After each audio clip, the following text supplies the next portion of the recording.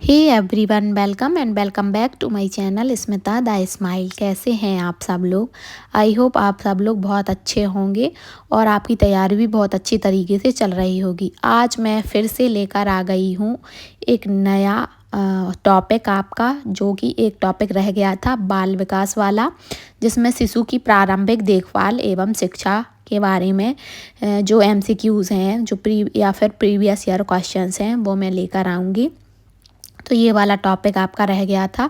इसके क्वेश्चंस मैं नहीं लेकर आ पा रही थी, तो मैंने आपको पहले ही प्रॉमिस किया था कि मैं सारे टॉपिक का लेकर आऊँगी एमसीक्यू सीरीज़। तो ये लास्ट टॉपिक था जो आपका रह गया था, तो इसका भी मैंने आज से स्टार्ट कर दिया है और आपको डेली सभी टॉपिक का एक एक वीडियो तो मिलेगा ही। तो आप अपनी बनी रहिए चैनल में, नए हों चैनल पर सब्सक्राइब कर लीजिए और बेल आइकन प्रेस कर लीजिए ताकि नोटिफिकेशन आपको फटाफट मिल जाए।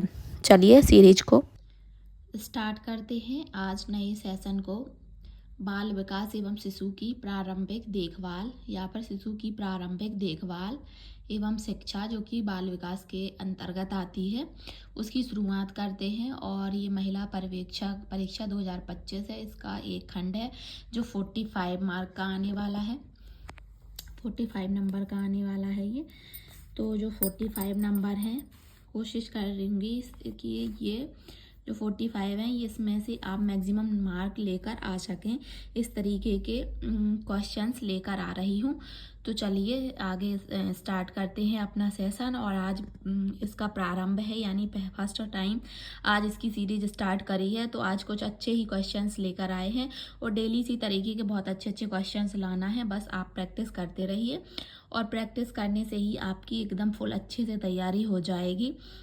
बस आपको इस सेशन को 2 से 3 बार देखना है ताकि आपके माइंड में अच्छे तरीके से सेट हो जाएं क्वेश्चंस और फिर कोई भी कंफ्यूजन ना रहे आपके माइंड में। और उधर जब एग्ज़ाम हॉल में आप बैठोगे तो जब क्वेश्चंस आपके सामने आ जाएंगे तो आप उन्हें बहुत अच्छे तरीके से डील कर पाओगे। यह मुझे बहुत ही अच्छा तरीके से यकीन है कि आप क्वेश्चन से डील कर लोगे, क्योंकि आप जब ये सेशन 2-3 बार देख चुके होगे तो आपके माइंड में ऑटोमेटिक सेट हो जाएंगी चीज़ें। तो कोई डरने की और घबराने की ज़रूरत नहीं है। चलिए सेशन को स्टार्ट करते हैं। निम्न में से कौन सी शिक्षा मनोविज्ञान की सर्वाधिक व्यक्तिनिष्ठ विधि है? निम्न में से कौन सी जो विधि दी गई है, इनमें से कौन सी विधि शिक्षा मनोविज्ञान की सर्वाधिक व्यक्तिनिष्ठ विधि है, ये पूछा जा रहा है। तो शिक्षा मनोविज्ञान की सर्वाधिक व्यक्तिनिष्ठ विधि बताना है। अंतर्दर्शन, बी बहिर्दर्शन, सी अवलोकन और डी प्रयोगीकरण। तो बताना है कि कौन सी व्यक्तिनिष्ठ विधि है। तो देखो, जो व्यक्तिनिष्ठ विधि है वो अंतर्दर्शन है, व्यक्ति का आंतरिक रूप से जानना, ये अंतर्दर्शन विधि है। ऑप्शन ए राइट आंसर होगा। नेक्स्ट क्वेश्चन पर पढ़ते हैं। नेक्स्ट क्वेश्चन है, निम्न में से कौन सी बाल्यावस्था की एक विशेषता नहीं है? जो बाल्यावस्था है उसकी 3 विशेषताएं दी गई हैं, एक चौथी है जो बाल्यावस्था की विशेषता नहीं है। तो इसके बारे में पूछा जा रहा है कि कौन सी वह है जो बाल्यावस्था की विशेषता नहीं है। ऑप्शन ए अभिवृद्धि में स्थिरता, ऑप्शन बी सामूहिकता की प्रबलता, ऑप्शन सी जिज्ञासा की कमी, ऑप्शन डी समूह एवं खेलों में सहभागिता। देखो, यहाँ पे सबसे पहले तो हाईलाइट करना है निगेटिव वर्ड को। जो निगेटिव वर्ड दिए रहते हैं उनको बहुत अच्छे तरीके से हाईलाइट कर लेना है, नहीं तो क्वेश्चन गलत होने की संभावना ज़्यादा रहती है और क्वेश्चन अधिकांशतः गलत हो ही जाता है। जब नेगेटिविटी पूछी गई है तो नेगेटिव ही इसका आंसर होगा। तो ऑप्शन में भी नेगेटिव ऑप्शन आपको ढूंढना है कि कौन सा है। तो देखो, समूह एवं खेलों में सहभागिता, तो ये तो पॉजिटिव है, तो ये तो कट जाएगा, ये नहीं होगा। सामूहिकता की प्रबलता, ये भी नहीं होगा। अभिवृद्धि में स्थिरता, ये भी नहीं हुआ। जिज्ञासा की कमी, देखो जिज्ञासा की कमी यानी कमी एक नेगेटिव वर्ड में आ जाएगा, तो इसका राइट आंसर ऑप्शन सी हो जाएगा। जिज्ञासा की कमी नहीं रहती है बाल्यावस्था में। बाल्यावस्था तो जबकि जानने की अवस्था है, जिज्ञासाएं बढ़ती हैं बाल्यावस्था में कि ये क्या है। बच्चे हाँ ऑल टाइम क्वेश्चन करते रहते हैं, ये क्या है, ये क्यों है, कैसे है, इस टाइप से क्वेश्चंस रहते हैं, जिज्ञासाएं उनकी रहती हैं। तो ये इसका राइट आंसर हो जाएगा। जिज्ञासा की कमी ये इसकी विशेषता नहीं है। नेक्स्ट क्वेश्चन पर बढ़ते हैं। नेक्स्ट क्वेश्चन है, निम्नलिखित में से किस अवस्था में बच्चे अपने समवयस्क समूह के सक्रिय सदस्य हो जाते हैं? वह कौन सी स्टेज है या एज है जिसमें बच्चे अपने समान या फिर अपनी समान एज के बच्चों के साथ सक्रिय रूप से उसके सदस्य बन जाते हैं? जो उनके समान ही बच्चों का समूह होता है उसी के सदस्य बन जाते हैं, ये पूछा गया है। किशोरावस्था में, प्रौढ़ावस्था में, पूर्व बाल्यावस्था में या बाल्यावस्था में? तो बताना है कि वह कौन सी एज है जिसमें बच्चे अपने ही बराबरी के बच्चों के समूह में के सदस्य बनने की कोशिश करते हैं। तो इसका राइट आंसर किशोरावस्था होगा। किशोरावस्था ही एक ऐसी अवस्था है जिसमें समूह की भावना जागृत होती है। चलिए नेक्स्ट क्वेश्चन है। नेक्स्ट क्वेश्चन है, मनोविज्ञान के अनुसार बाल विकास की कौन सी अवस्था सबसे जटिल व कठिन है? पूछा जा रहा है कि जो मनोविज्ञान के अनुसार है, जो बाल विकास यानी बालक के विकास की जितनी अवस्थाएं हैं उनमें सबसे कठिन या जटिल अवस्था के बारे में पूछा जा रहा है। तो इसके लिए ऑप्शन दिए जा रहे हैं, शैशवावस्था, किशोरावस्था, बाल्यावस्था या कोई नहीं। तो देखो उसी अवस्था को तनाव एवं तूफान की अवस्था भी कहा जाता है।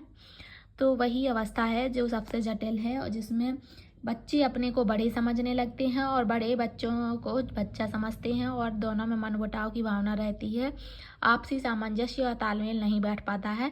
तो यही सबसे जटिल और कठिन अवस्था है जो कि है किशोरावस्था, ऑप्शन बी। जी हाँ, इसके राइट आंसर ऑप्शन बी हो जाएगा, किशोरावस्था। किशोरावस्था ही सबसे जटिल अवस्था मानी जाती है। चलिए नेक्स्ट क्वेश्चन पर बढ़ते हैं। नेक्स्ट क्वेश्चन है, निम्न में से कौन उत्कृष्ट मोटर कौशल का एक उदाहरण है? उत्कृष्ट मोटर कौशल का एग्जाम्पल पूछा गया है। उत्कृष्ट का तो कौन सा है? तो उत्कृष्ट यानी मैक्रो जो होते हैं उसके बारे में पूछा गया है। कौन सा उत्कृष्ट मोटर कौशल का एग्जाम्पल नहीं है, सॉरी, पूछा जाना था यहाँ पे, नहीं है। नेगेटिव वर्ड ढूंढना है क्योंकि या फिर है पूछेंगे तो इसको माइक्रो बोले।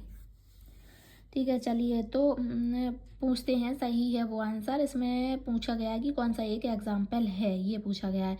तो चढ़ना, कुलांचे मारना और दौड़ना ये सेम ही है, माइक्रो मोटर स्किल में आते हैं। और ये जो लिखना है ये मैक्रो मोटर स्किल में आएगा, उत्कृष्ट मोटर स्किल में आएगा। तो इसका राइट आंसर ऑप्शन डी ही हो जाएगा। चलिए फ्रेंड्स नेक्स्ट क्वेश्चन पर बढ़ते हैं। एक व्यक्ति मांसपेशियों का उपयोग करना सीखता है और इसके कारण एक कौशल प्राप्त करता है, वह क्या है? जो व्यक्ति या बच्चा अपने मांसपेशियों का उपयोग करके अपने मांसपेशियों का उपयोग करना कि सही तरीके से कैसे उपयोग करना है सीखता है, तो इससे जो कौशल विकसित होता है वह है परिपक्वता, उसमें परिपक्वता आ जाती है। इस तरीके से बाल विकास शायद आपने बहुत अच्छे तरीके से पढ़ी हो और जो टीचर्स होते हैं वो तो बाल विकास बहुत अच्छे तरीके से पढ़ लेते हैं। और जो महिला बाल विकास की तैयारी कर रही हैं या फिर महिला सुपरवाइजर हो ही उसकी तैयारी कर रही हैं, उसमें अगर आपने बाल विकास नहीं पढ़ा है तो आप बहुत अच्छे तरीके से पढ़ लीजिए। ये बहुत ही इजी रहता है, बस इसमें समझने की कोशिश करना चाहिए। इसमें माइंड का ही खेल रहता है। कई क्वेश्चन इसमें ऐसे आएंगे जो आपको एकदम रटे हुए नहीं रहेंगे, उसमें माइंड ही लगाना पड़ेगा। अगर आपका माइंड उस टाइम पे काम कर जाएगा तो आपसे वो क्वेश्चंस बहुत ही आसानी से बन जाएंगे और आप क्वेश्चंस को बहुत अच्छी तरीके से डील कर पाओगे। तो इसी तरीके के क्वेश्चन आएंगे। और मैंने तो जब एग्ज़ाम दिया था, देखो टीचिंग वाला एग्ज़ाम, तो उसमें एकदम रट्टाफिकेशन वाले एक भी क्वेश्चन नहीं आए थे। ऐसे लग रहा था कि जो पढ़ा है वो तो शायद आया ही नहीं है, पता नहीं कहाँ कहाँ से पढ़ा है पर वो कुछ नहीं आया, इस टाइप से क्वेश्चन आए थे। बट अगर थोड़ा सा माइंड यूज़ करें तो वो क्वेश्चंस डील कर लेते हैं और बन जाते हैं। तो आपको थोड़ा सा ओपन माइंडेड होके ये क्वेश्चन पढ़ने हैं और अगर आप उनका माइंड ओपन रहेगा तो आप क्वेश्चन के डायरेक्शन में सोच पाओगे और उसका राइट आंसर लगा पाओगे। ठीक है, चलिए बढ़ते हैं नेक्स्ट क्वेश्चन की तरफ। नेक्स्ट क्वेश्चन है, जैसे बच्चे सहयोग करना सीखते हैं वो विकसित करते हैं। जब बच्चे सहयोग करना सीख जाते हैं तो इसका मतलब क्या है, वह क्या विकसित करते हैं? सहकारिता या टीम भावना या सामाजिक अभिवृत्ति या फिर सभी? तो जब बच्चे सहयोग करना सीखते हैं तो ये सभी यानी चारों चीज़ें उसमें विकसित हो जाती हैं।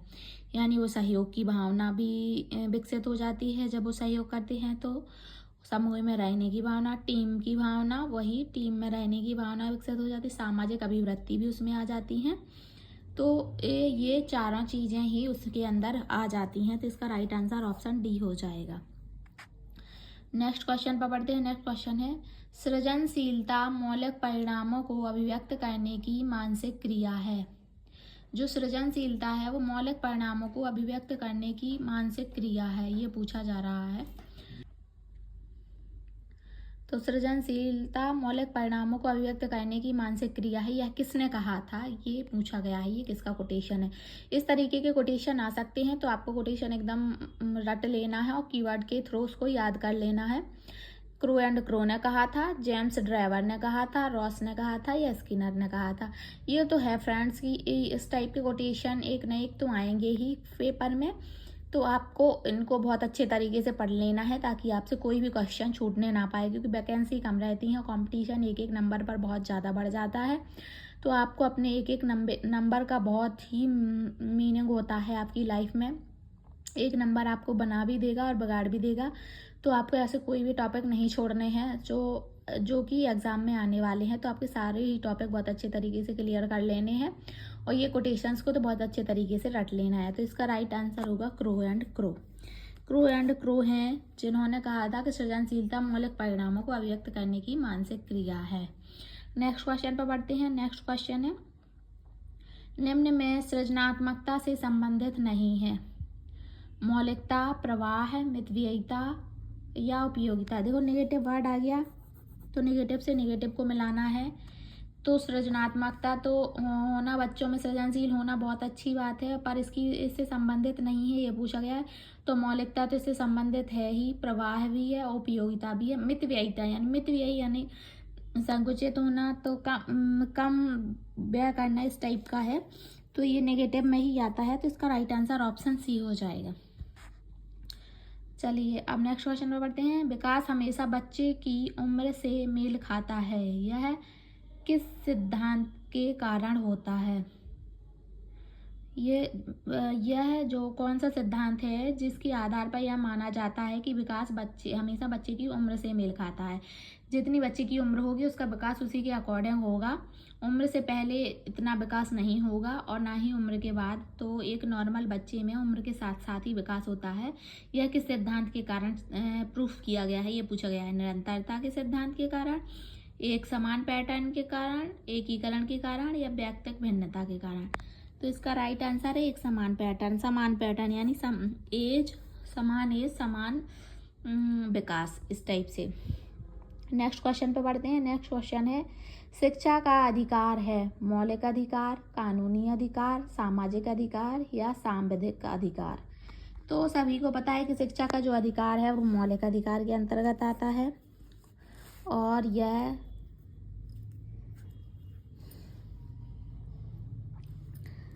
संविधान के अनुच्छेद 21A के अंतर दिया गया है। 6 से 8 वर्ष के बच्चों को निःशुल्क एवं अनिवार्य शिक्षा।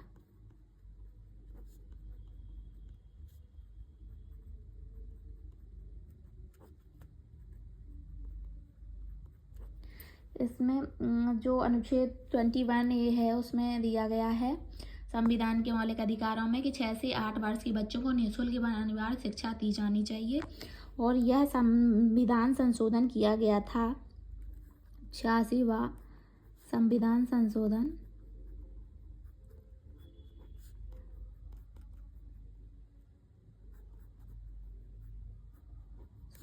2002 में आया था यह संविधान संशोधन।